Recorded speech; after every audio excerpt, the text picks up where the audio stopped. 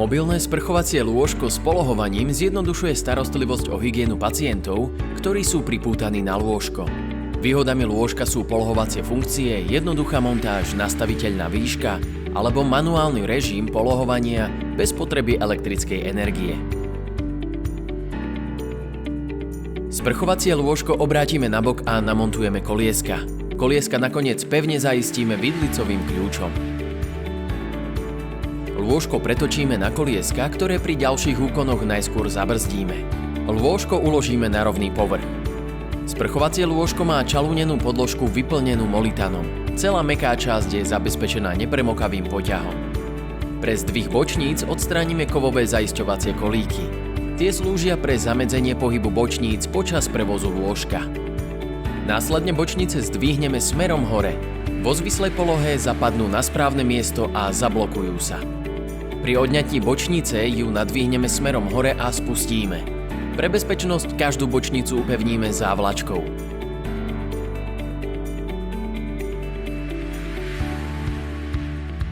Kúpacia vanička je tvorená z nepremokavej gumenej plachty. Plachtu rozložíme na lôžko odtokom smerom k diere v konštrukcii.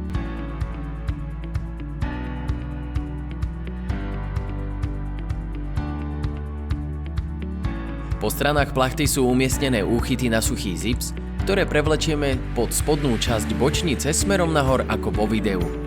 Tento postup zopakujeme pri každej z 8 bočníc. Vďaka tomuto postupu sa plachta napne a vytvorí kúpaciu vaničku. Nakoniec plachtu upneme spôsobom ako vo videu na oboch protiľahlých stranách sprchovacieho lôžka. Na odtok upevníme odtokovú hadicu, ktorá je variabilná a vieme ju natiahnuť do nami požadovanej dĺžky. Odtokovú hadicu vieme predĺžiť ďalšou časťou, čím vieme odtok predĺžiť na rozmer 220 cm.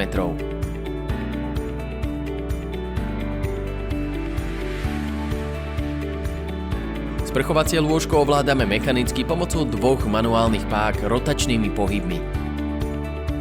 Ovládame ako hlavovú časť, tak nožnú časť. Lôžko vieme napolohovať takmer do sedacej časti.